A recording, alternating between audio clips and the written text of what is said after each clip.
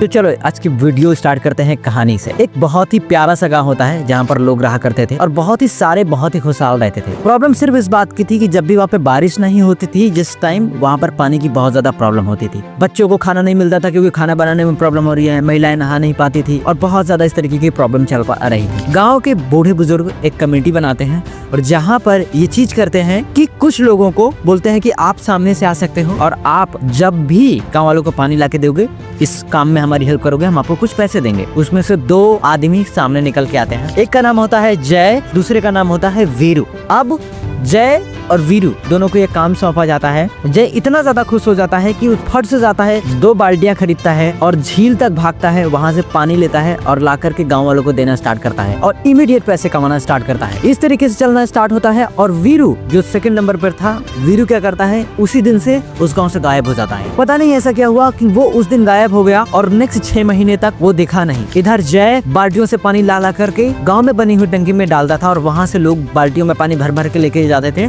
और उनसे वो पैसे कमाता था 1 रुपए पर बाल्टी पे। अब जय क्या करता है, उसका थोड़ा सा लालच बढ़ता है और वो 2 की बजाय 4 बाल्टियां लाना स्टार्ट करता है। रात को देर तक काम करता है, सुबह जल्दी उठ करके पानी भरता है ताकि गाँव के लोगों को परेशानी ना हो और उनको उपयुक्त मात्रा में पानी मिलता रहे। इधर क्योंकि आपको पता है वीरू गायब हो चुका है, 6 महीने से वो गाँव वापस ही नहीं आया। अचानक एक दिन 6 महीने के बाद वीरू वापस आता है। वीरू के साथ होते हैं 6 से 7 आदमी। पता नहीं क्या ऐसी प्लानिंग करी उसने, क्या हुआ, उसके दिमाग में ऐसा क्या थॉट था जिसकी वजह से वो 6 महीने गायब रहा। और इस बीच जय को क्या लगा, क्योंकि उसका कॉम्पिटिटर खत्म हो गया था, इसकी वजह से उसको लगता था कि अब मैं बहुत ज्यादा पैसे कमाऊंगा और पैसे कमाता जाऊंगा क्योंकि गाँव वालों के पास कोई ऑप्शन नहीं था, उनको उतना पैसा देना पड़ता था जितना वो मांगता था। अब क्या हुआ, जब वीरू वापस आया तो कंपटीशन का खतरा बढ़ने लगा। वीरू जब वापस आया तो उसके दिमाग में एक बहुत ही माइंड ब्लोइंग आइडिया था। उसके दिमाग में चल रहा था कि नदी को और गांव को किस तरीके से जोड़ा जा सके और उसके दिमाग में था पाइपलाइन बिछाना। और जो 6 महीने वो गायब था उसके बीच जो सारी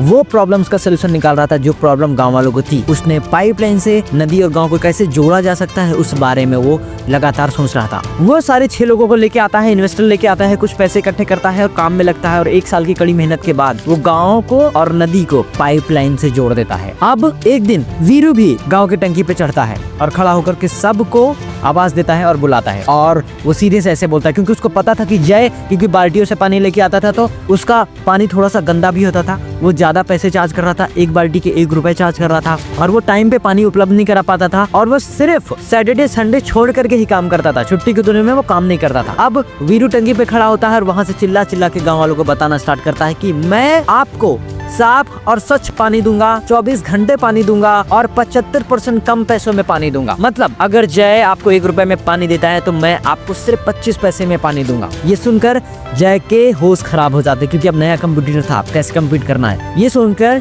जय ने भी अपनी बाल्टी के पैसे कम कर दिए। उसने बोला कि मैं भी 75% कम में दूंगा और ज्यादा और टाइम पे पानी दूंगा। उसने क्या करा, अपने बच्चों को अपनी बीवी को भी काम पे लगाया जहाँ से 4-4 बाल्टियां सारे पानी ला सके ताकि गाँव वालों को प्रॉब्लम हो, उनको जाके पानी मिलना स्टार्ट हो। वीरू क्या करता है, वीरू ने पूरी पाइपलाइन बिछा करके गांव के सब घरों में टोटियां पहुंचा दी। वहां से हर बाल्टी पे सिर्फ वो 25 पैसे आप मान सकते हो कमा रहा था, सिर्फ 25 पैसे। अब जय की प्रॉब्लम बढ़ती गई, क्यों, क्योंकि आदमी उतना ही काम कर सकता था, हार्ड वर्क कर रहा था, पैसे आ रहे थे बट पैसे बच नहीं रहे थे, बहुत ज्यादा मेहनत करता था, रातों की नींद सुकून चला गया था, उसके सेविंग अकाउंट में 1 भी रुपए नहीं थे। उसके बजाय वीरू क्या कर रहा था, वीरू ने सोचा कि अभी इस गांव की प्रॉब्लम सॉल्व हो गई है तो और गांव में भी सेम प्रॉब्लम होगी। उसने और पैसे इकट्ठे करे, जो पैसे कमा रहा था उससे दूसरे गांवों और सारे गांवों में जितने ज्यादा तक पहुंच सकता था। 5 सालों में उसने अरबों गांवों को पानी देना स्टार्ट कर दिया, जहां पर वो अरबों बाल्टियां पर डे देता था और हर बाल्टी पे सिर्फ 25 पैसे कमाता था। अब वीरू ने 5 साल में ऐसा काम किया जिसकी वजह से उसने पाइपलाइन बिछाई और हर बाल्टी पे सिर्फ 25 पैसे कमाता था और अरबों बाल्टियां पर डे बेचता था। इस कहानी से आपको क्या सीखने को मिलता है? क्या आप सिर्फ बाल्टियां भर रहे हैं पर डे या अपने लिए पाइपलाइन बिछाने का भी काम कर रहे हैं? इस कहानी को समझने के बाद आपको पता चलेगा कि आप कहां पे मिस्टेक कर रहे हो जिसकी वजह से आपकी पर्सनल फाइनेंसेस सही नहीं हो रहे हैं। मैं कितने ज्यादा लोगों से मिला हूं जो लाख रुपए 50,000 रुपए महीने का कमाते हैं बट उनके सेविंग अकाउंट में 50,000 या लाख रुपए भी नहीं होते हैं। और ऐसे लोग जिनकी एज 50 साल है, 60 साल है, 70 साल अपने लाइफ के लास्ट डिकेड्स में है, स्टिल उनके पास लाख रुपए भी सेविंग में नहीं होते हैं। तो ऐसी क्या प्रॉब्लम हुई, ऐसी क्या चीजें उनको नहीं पता जाते जिसकी वजह से वो इतनी गंभीर प्रॉब्लम, इतने प्रॉब्लम्स में फंस गए। आज समझने वाले हैं पर्सनल फाइनेंस को इन 20s, अपने अर्ली 20s में कैसे कर सकते हो। मैं कैसे फाइनेंसेस मैनेज करता हूँ, जहाँ पे मैं मोर देन 90% अपनी इनकम का सेव करता हूँ, जहाँ पे मैं मोर देन 6 फिगर अर्न करता हूँ, 90% में सेव करता हूँ। और ये उन लोगों के लिए वीडियो है जो स्टूडेंट है, अर्ली 20s में है या अभी अभी जॉब करना स्टार्ट कर रहे हैं। कुछ नाम मैं बताना चाहता हूँ, जैसे इलॉन मस्क, उनकी नेटवर्थ है $500 बिलियन। बिल गेट्स $200 बिलियन के करीब होगी। रितेश अग्रवाल, अपने यहाँ के सबसे यंगेस्ट नाम मैंने ऐड कर रहा हूँ जहाँ पे बिलियनर है।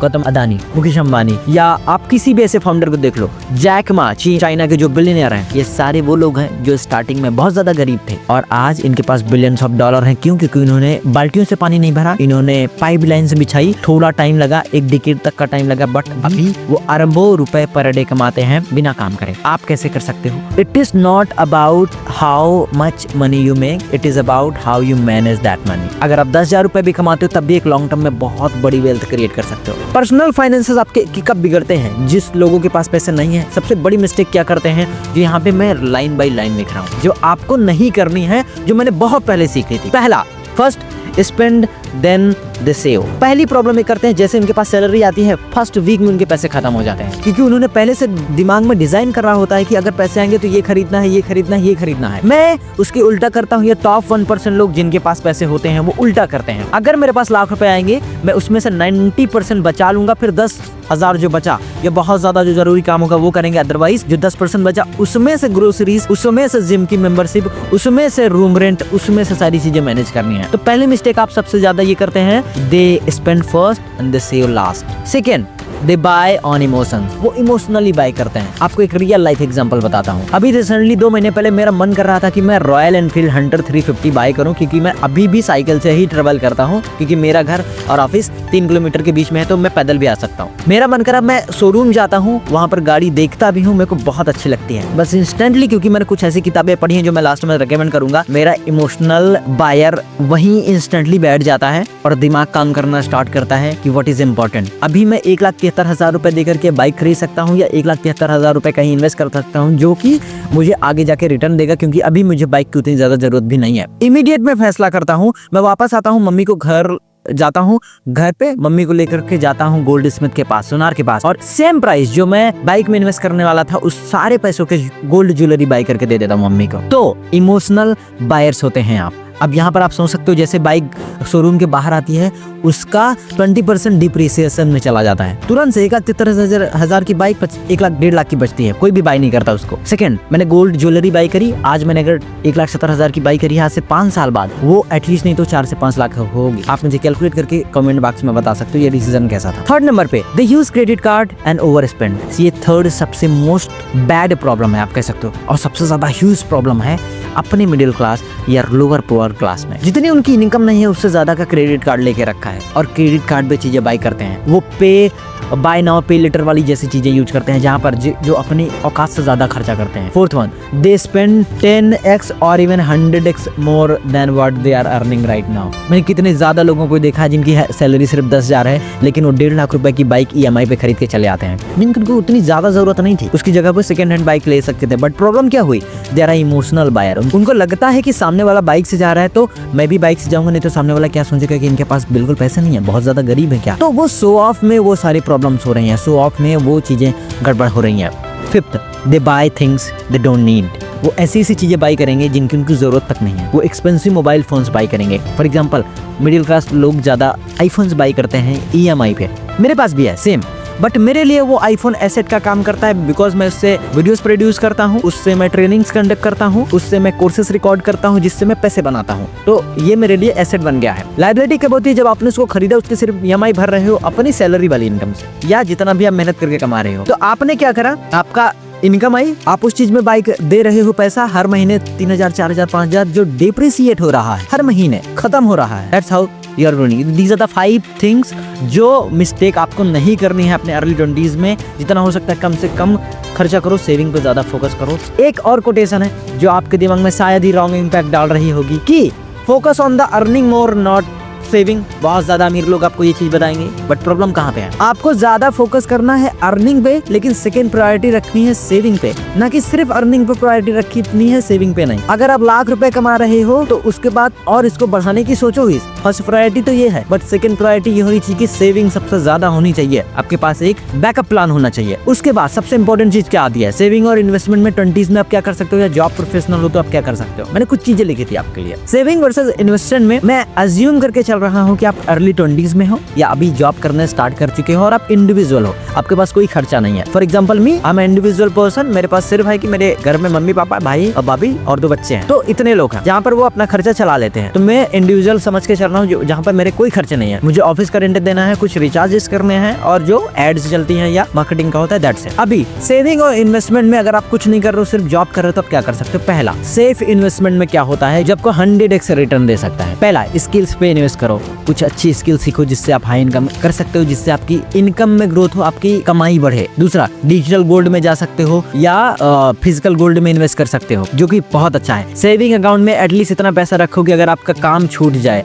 या आपको नया बिजनेस स्टार्ट करना हो तो कम से कम 1 साल तक सर्वाइव कर पाओ। उसके बाद पेरेंट्स के फ्यूचर प्लान में इन्वेस्ट करो, उनके लिए फ्यूचर के लिए सेविंग बना के रखो, वो आपका सेफेस्ट इन्वेस्टमेंट हो गया जो आपको करना ही करना चाहिए। सेकंड में सेफ क्या होता है? कुछ स्टॉक चूज करो जिसमें इन्वेस्ट कर सकते हो। म्यूचुअल फंड अच्छा होता है, अभी मैं पढ़ रहा हूँ, इसके बारे में ज्यादा चीजें मैं बता नहीं सकता, बट म्यूचुअल फंड अच्छा होता है। स्टॉक्स में मैं इन्वेस्ट करता हूँ तो वो मुझे पता है बेस्ट है। उससे ज्यादा इंपॉर्टेंट क्या होता है? बिजनेस में पैसे डालना, सिस्टम्स लर्न करना या सिस्टम बनाना सीखना, वो सबसे अच्छा होता है। बुक्स एंड कोर्सेज, बुक्स पे सबसे ज्यादा इन्वेस्ट करता हूँ मैं, क्योंकि उससे जो नॉलेज मिलती है, अगर एक बुक आपको एक ऐसी कोई चीज सिखा जाए जिससे आप 50,000 1 लाख रुपए महीने का एक्स्ट्रा कमा सकते हो, तो दैट्स वर्थ इट। ये हुआ जहाँ पे आप सेविंग और इन्वेस्टमेंट डाल सकते हो जिससे आपकी नेटवर्थ इंक्रीज होती जाए, जहाँ पे आपका पैसा डिप्रिशिएट नहीं हो रहा और आपकी इनकम बहुत ज्यादा तेजी से ग्रो करेगी। अब डेप्ट को कैसे खत्म कर सकते हो? पहली बात, अगर आपके पास क्रेडिट कार्ड है, I will genuinely recommend you, अगर आप चाहते हो कि आज से 5 साल बाद 10 साल बाद आपके पास कुछ पैसे,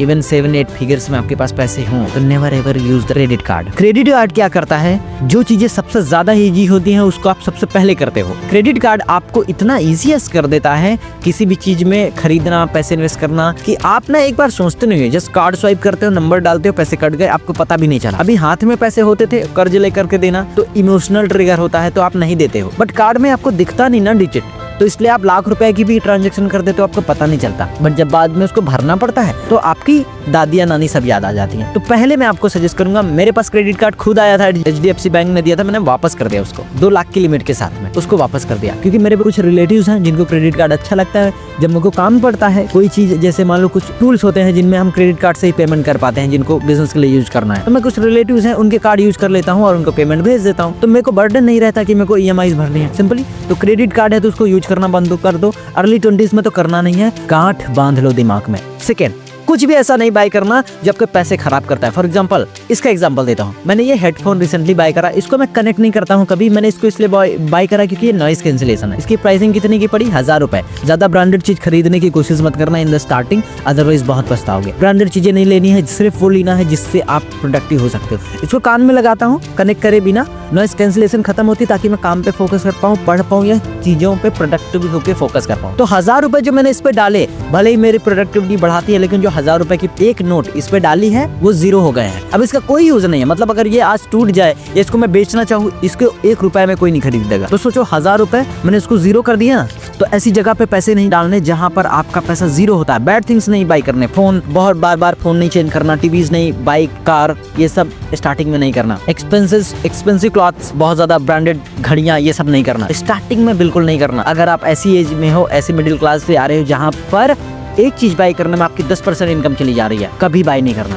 एक सेफ्टी नेट बनाना है, जो मुझे लगता है सबसे ज्यादा इंपॉर्टेंट होता है। सेफ्टी नेट का मतलब क्या? आप जो जॉब कर रहे हो उससे अगर किसी कभी बिजनेस में जाना चाहो या कुछ और करना चाहो, तो आपके लिए कुछ बैकअप है क्या? तो उसके लिए XYZ अमाउंट डिसाइड करना, 10, 5 लाख, 20 लाख, 50 लाख की इतना कलेक्ट करके रखना है, ताकि अगर कुछ एक्सीडेंटली होता है तो इतने दिन तक मैं जिंदा रह पाऊँ। सर्वाइव कर जाऊं। तो वो एक सेफ्टी नेट बनाना है जिसके बारे में आज से आपको सोचना होगा। अगर आप कॉलेज में हो, जॉब स्टार्ट करी है तो भी आपको इसके बारे में सोचना है। अब कुछ साइड हसल बता रहा हूँ जिससे आप अपनी 100% इनकम सेव कर सकते हो अगर आप जॉब भी करते हो या कुछ भी करते हो। पहली चीज, कुछ ऐसी स्किल सीखो जिससे आप एटलीस्ट अगर 1 घंटे भी शाम को रात को घर पे आके काम करो, उससे कुछ इतने पैसे निकल आए कि आपके जो हर मंथ के एक्सपेंसेस होते हैं वो खत्म कर सको। मैं क्या कर सकता हूँ, आप पूरे महीने के एक्सपेंसेस कैलकुलेट करो कि इतना आपको चाहिए ही चाहिए। तो मैं जब कैलकुलेट करता हूँ तो मेरा निकल के आता है कि 20 से 25 हजार, जहाँ पे मैं वीडियो एडिटर जो हायर करा है, जो लोग काम करते हैं मेरे लिए, जो मैं जिम मेंबरशिप है, जो ऑफिस रेंट है या रिचार्जेस सब मिला के 25 हजार तक जाता है। तो कुछ ऐसा काम करना है जिससे की वजह से इतने पैसे आपके वहां से आ जाए, ताकि आपको जो इनकम आ रही है, सैलरी आ रही है या और कहीं से जो मेन इनकम आ रही है, वो पूरा का पूरा उठा के सेव कर दिया। That's how I save my 90% 95% income every month, जो मेरे को सेफ्टी नेट बना के दे। एक ऐसी स्किल, वो सेल्स हो सकती है, वीडियो एडिटिंग हो सकती है, AI हो सकती है, प्रॉम्प्ट इंजीनियरिंग हो सकती है, ग्राफिक डिजाइनिंग होती है, लोगो डिजाइनिंग होती है और थंबनेल क्रिएटर्स हो सकते हैं। बहुत सारी चीजें आप कर सकते हो जिससे आप एक सेफ्टी नेट बना रहे होगे और आप सेकंड इनकम सोर्स भी आ रही होगी जिससे आप लॉन्ग रन तक प्ले कर पाओगे और एक पाइपलाइन बना पाओगे। कुछ ऐसी बुक्स जो आप स्टार्टिंग में पढ़ सकते हो, जो मैंने पढ़ी, जिसकी वजह से मैं इतनी ज्यादा चीजें अच्छे से कर पाता हूँ और मैं अच्छे से मैनेज कर पाता हूँ। मैं जस्ट स्टार्ट कर रहा हूँ, I am not a Crorepati but I will be in next 1 to 2 years। But अभी जितना अच्छे से मैं मैनेज करता हूँ चीजें, even my father sometimes appreciate मी कि इतने अच्छे से चीजें मैं कैसे कर लेता हूँ, इवन जिससे भी मैं मिलता हूँ। तो आप वो कर सकते हो सब बुक्स जिससे आप ये चीजें पढ़ सकते हो। पहला रिच डैड पुअर डैड पढ़ना, उसके बाद कैश फ्लो क्वाड्रेंट पढ़ना, सेम रॉबर्ट टी कियोसाकी की है। Third book the psychology of money पढ़ना और द फास्ट लेन मिलियनेयर पढ़ना। ये 4 बुक्स अगर आप पढ़ते हो, आपको फाइनेंस के बारे में इतनी अच्छी नॉलेज हो जाएगी कि आप कभी भी फाइनेंस के लिए परेशान नहीं होगे। Last but not the least, इस वीडियो को अपने उस दोस्त के साथ शेयर करना या फैमिली मेंबर्स को दिखाना जिनको पता ही नहीं है। आपको लगता है कि वो बहुत ज्यादा पैसे खर्च करते हैं, एक्सपेंसिव चीजें खरीदते हैं लेकिन सेव नहीं करते हैं। उनको बताना इस वीडियो की इंपॉर्टेंस क्या थी। और मिलते हैं नेक्स्ट वीडियो में।